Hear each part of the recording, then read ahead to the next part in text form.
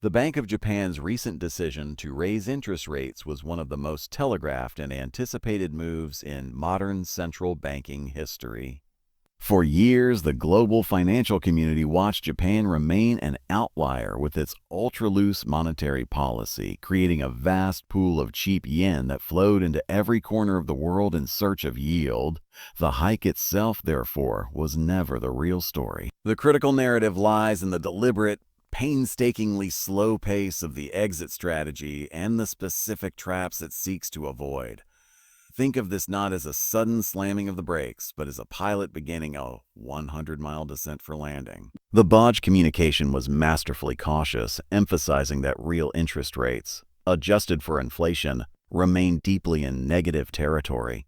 This is the central bank's core message to markets. We are changing direction, but financial conditions will stay accommodative for a very, very long time. The immediate market reaction, a slight wobble in the yen, steadiness in equities, and no panic in crypto, validated this approach. It was a sigh of relief, not a gasp of fear. However, dismissing this as a non-event is a dangerous mistake. The monumental, multi-decade experiment of Japanese quantitative easing built a financial architecture that now must be carefully deconstructed. The most precarious part of this structure is the legendary yen carry trade. For years, traders and institutions have borrowed yen at near zero cost to invest in higher-yielding assets abroad, from U.S. treasuries to emerging market debt, and yes, this trade depends on two pillars: low Japanese interest rates and a stable to weak yen. The BOJ hike and the subsequent yen volatility threaten the first pillar and have already shaken the second. The central bank's paramount fear is triggering a disorderly, rapid unwinding of this carry trade. A sudden mass repatriation of yen would trigger violent sell-offs in the very assets the trade funded, creating global contagion. This is why their communication is so measured and their projected timeline so extended, with the next hike not expected for many months and terminal rate years away. They are attempting to let the air out of the balloon slowly, hoping traders will adjust their positions gradually over quarters, not seconds. Yet, this cautious path leads directly into a policy trap with no perfect escape. The BOJ is now caught between Scylla and Charybdis. On one side, Scylla, if they allow Japanese government bond, JGB yields to rise freely to attract buyers and support the yen, they risk destabilizing Japan's own fiscal situation. The Japanese government carries a colossal public debt burden, and sharply higher borrowing costs could spark a domestic fiscal crisis. On the other side, Charybdis, they can continue using their balance sheet to artificially cap JGB yields, a policy they've only partially stepped away from. But this weakens the yen further and perpetuates the very financial distortions they claim to be ending. The recent sharp decline in the yen's value is the first major symptom of this trap. It signals that the market is testing the BOJ resolve, betting that the need to prevent a fiscal crisis will ultimately outweigh the desire for a normal monetary policy. For global investors, the lesson is clear. The immediate fear of a rate hike-induced meltdown is over, but it has been replaced by the prolonged risk of currency volatility and a fragile, complex unwinding process. The storm surge may have receded, but we are now navigating a rising tide that will erode the shores of global liquidity for years to come. Crypto, as a premier global risk asset, will not be immune to these tides. Its correlation to yen liquidity flows is a hidden but critical factor in its future price action. The volatility has not been eliminated. It has simply changed form from an acute event to a chronic condition. The most powerful and conflicting signal in today's financial landscape is the glaring divergence between soaring asset prices and deteriorating economic fundamentals for the average person.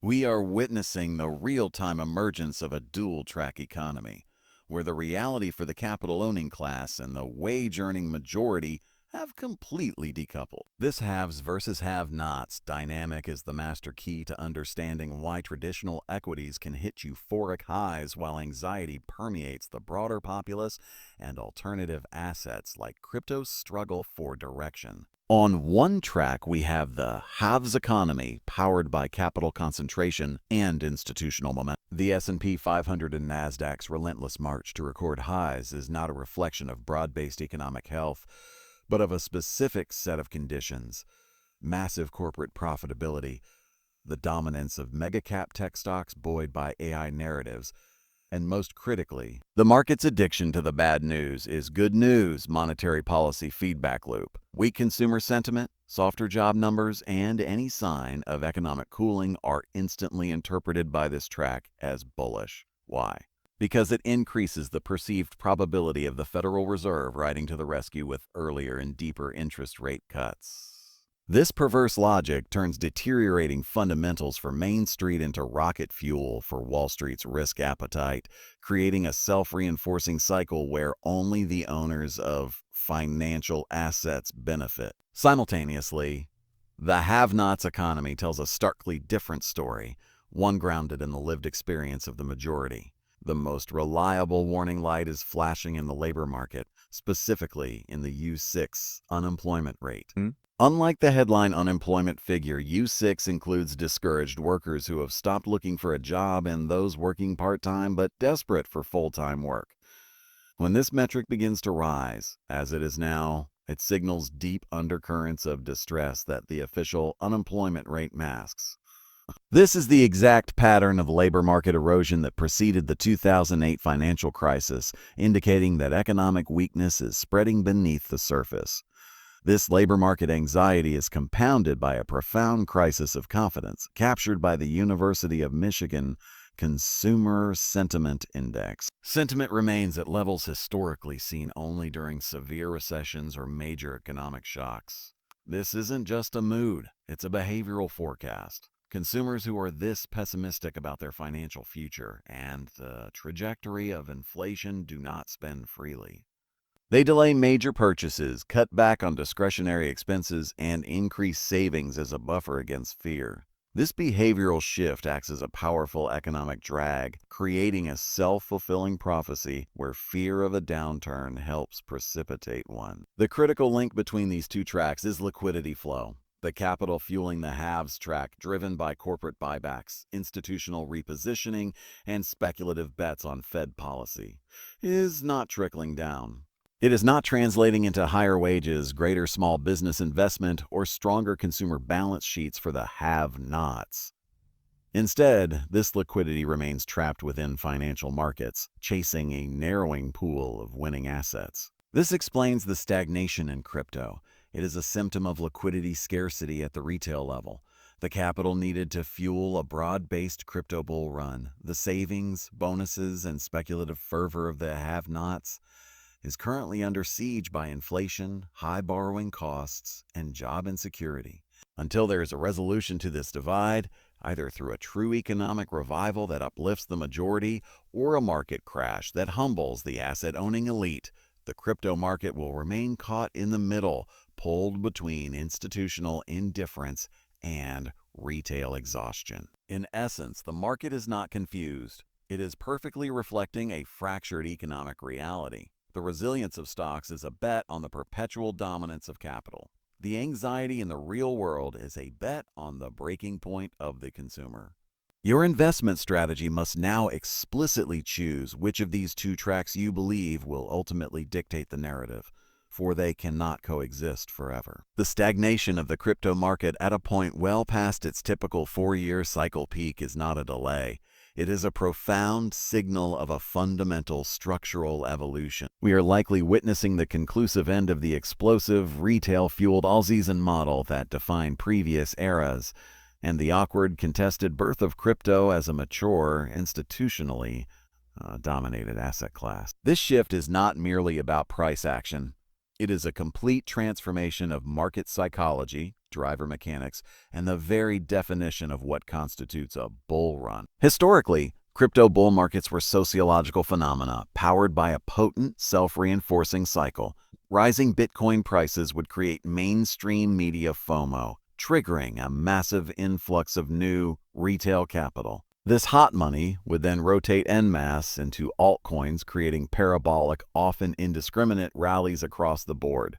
The playbook was simple: Identify the narrative early, buy a basket of promising projects, and wait for the tidal wave of retail liquidity to lift all boats. This model thrived in a world of near-zero interest rates, pandemic-era stimulus checks, and a cultural moment where crypto represented a populist rebellion against traditional finance.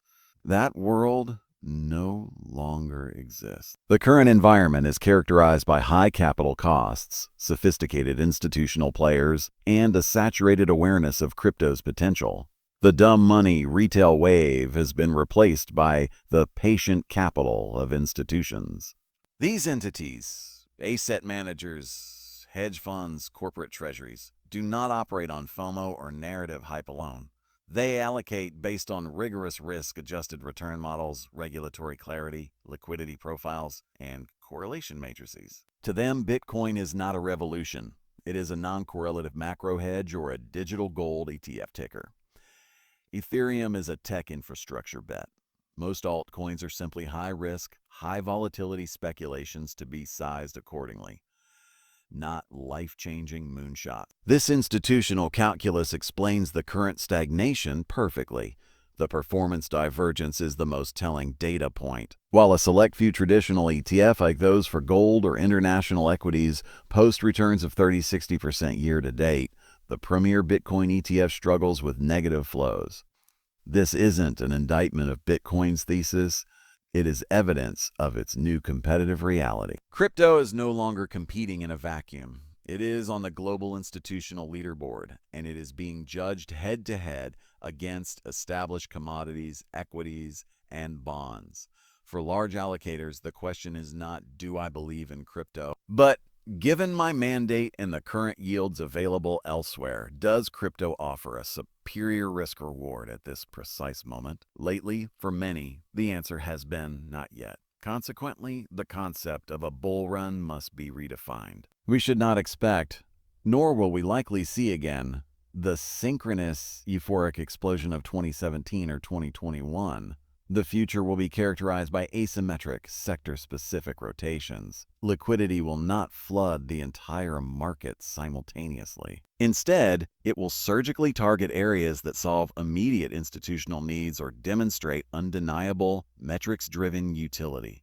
We will see rallies in Bitcoin as a treasury asset if macro fears spike, in Ethereum and key Latus if adoption metrics surge, and in very specific altcoins that solve real-world problems and defy tokenization or AI. The rest of the projects, those reliant purely on marketing and community hype, will face a permanent liquidity winter. Therefore, the trader's mindset must evolve from that of a speculative miner panning for gold in a rushing river to that of a precision engineer building a portfolio in a competitive marketplace. Success will depend less on predicting a vague, all-encompassing alt season and more on identifying which specific crypto sectors align with the prevailing institutional narrative, e.g., real-world asset tokenization on-chain treasuries, and possess the fundamental on-chain activity and developer traction to justify investment.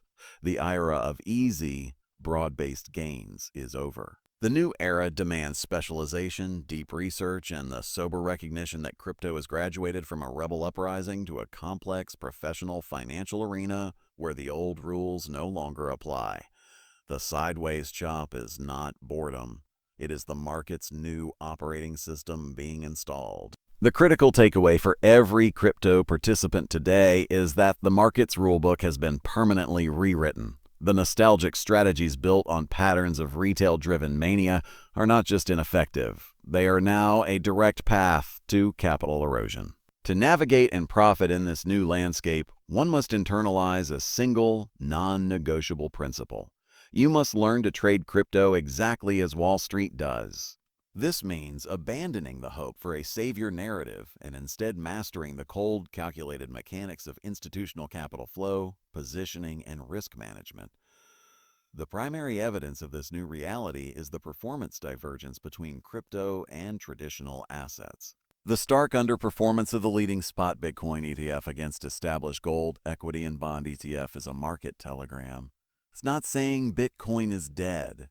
It's broadcasting institutional capital has options. This changes the game from a belief-based rally to a competition for finite global liquidity. Crypto is no longer a standalone speculative arena. It's one tile on the vast mosaic of global risk assets, and its price is set at the margin by large players constantly comparing its expected returns against all other possibilities. Therefore, the core of the new playbook is liquidity analysis over sentiment analysis. The old question was, is the community bullish? The new essential question is, where is the liquidity flowing and what is its source? You must track metrics that institutions watch, futures open interest and funding rates to gauge leveraged positioning, ETF flow data, inflows and outflows, to measure real, regulated capital movements, and the order book depth on major exchanges to see where large blocks are waiting to be filled. A rally driven by retail spot buying on Binance behaves and sustains differently than one driven by a surge in CME's Bitcoin futures or a strategic accumulation by a corporate treasury.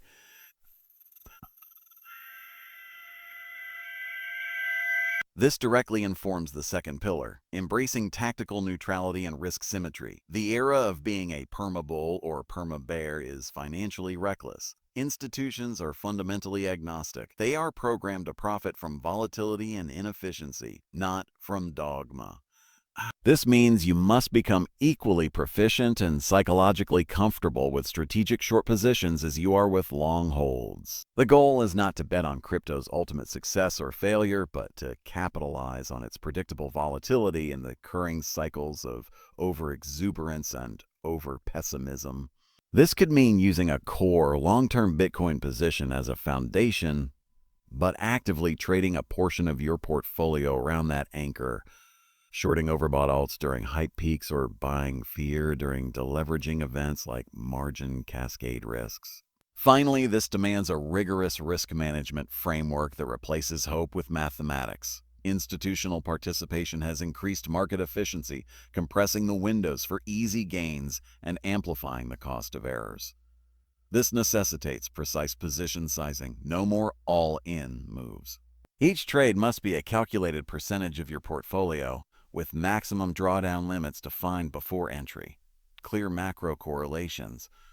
Understanding that crypto no longer trades in a vacuum. Its price is now subtly but surely influenced by movements in the DXY US dollar index, US Treasury yields, and the balance sheets of major central banks. A strong dollar and rising yields create a gravitational pull against risk assets like crypto. Narrative decoupling. Just because a project has a great story does not mean it will pump in this market cycle. Institutions allocate based on traction, revenue, and tokenomics, not white paper promises. Your analysis must separate compelling technology from investable timing. In essence, the required shift is from being a believer to being a mechanic. The market is no longer a church, it's a complex engine. Your job is not to preach about its potential, but to understand its fuel lines, liquidity, its pressure gauges, derivatives data, and its wear patterns, macro correlation. The profitable trader in this new era is the one who can temporarily set aside their conviction about the future to coldly execute the optimal trade for the present conditions, mirroring the very institutional players who now set the price. The crypto trade is dead. Long live the global multi-asset volatility trade, of which crypto is now a key integrated component. The path for crypto through 2026 will not be charted by another predictable 4-year halving cycle, but by the convergence of two powerful and distinct forces. Successfully navigating this period requires understanding that these forces operate on different timelines and logics, and the market's major moves will occur at the precise moments when they intersect. The primary constructive force is the gradual but inevitable approach of an institutional inflection point. This is not a single event, but a process where the cumulative weight of structural adoption overwhelms short-term tactical hesitation. We are currently in the pre-inflection phase, where institutions are building the necessary infrastructure. Custody solutions, regulatory compliance frameworks, internal risk models, and conducting small-scale pilot allocation. The inflection itself will be triggered by a catalyst that changes the strategic rather than tactical calculation for a critical mass of major allocators like pension funds, sovereign wealth funds, and large endowment. This catalyst could be clarity on a U.S. regulatory framework that definitively separates assets from securities, a demonstration of undeniable utility such as a trillion-dollar treasury bond issuance fully settled and traded on a blockchain, a major macro regime shift like a loss of faith in traditional sovereign debt markets that forces a systemic reevaluation of non-correlated stores of value. When this inflection occurs, the flow of capital will be slow, massive, and fundamentally different from retail waves. It will be less price-sensitive and more focused on secure, deep liquidity, meaning initial flows will overwhelmingly target Bitcoin and, to a lesser extent, Ethereum. This will likely create a quality divergence, unlike any past cycle, where blue-chip crypto assets significantly outperform the broader altcoin market for an extended period, as institutions prioritize asset safety and market depth over speculative growth narratives. Simultaneously, the market must contend with a set of potent wildcards that can override this gradual institutional narrative in the short term. The most significant of these is the 2024 U.S. election aftermath and its impact on monetary policy. Promises to install a Federal Reserve chair inclined toward aggressive rate cuts pose a hyperinflationary risk that could forcibly reprice all assets, including crypto. However, the more immediate wildcard is the fate of existing tariff policies and the potential for a Supreme Court-led reversal, which could unleash legal chaos and trade uncertainty, creating volatility that either disrupts risk assets or drives a flight to crypto as a neutral settlement layer. The critical strategic insight is that institutions are both the steady tide and the potential storm. Their gradual allocation provides the bullish long-term thesis, but their interconnectedness with the global macro system also makes crypto vulnerable to their sudden collective risk-off moves. A liquidity crisis in traditional markets, triggered by one of these wildcards, would not see crypto decouple as a safe haven. In the current paradigm, it would be sold off aggressively as a liquid, high-beta risk asset to cover losses elsewhere, as we saw in March 2020. Therefore, the 2026 outlook demands a bifurcated strategy. Build a strategic, non-leveraged core position in the assets most likely to absorb the institutional tide, primarily Bitcoin, treating this as a long-term allocation that you will not trade. Maintain an exceptionally high level of tactical liquidity, dry powder, to deploy not in anticipation of the inflection point, but in response to the violent high-conviction sell-offs that the macro wildcards will inevitably create. The greatest opportunities will come when a macro shock, a geopolitical event, a banking crisis, temporarily crushes crypto prices despite the stronger underlying institutional adoption trend, creating a profound mispricing. In conclusion, 2026 will be the year crypto graduates from its adolescence. The question will transition from will institutions adopt crypto to how will crypto perform within a diversified institutional portfolio. The path will be volatile, punctuated by crises created by the old financial system, but directionally guided by the irreversible integration of crypto into the new one. The goal is not to predict the exact timing of the inflection, but to ensure your portfolio is structurally prepared to survive the wild cards and capitalize on the transition when it finally arrives.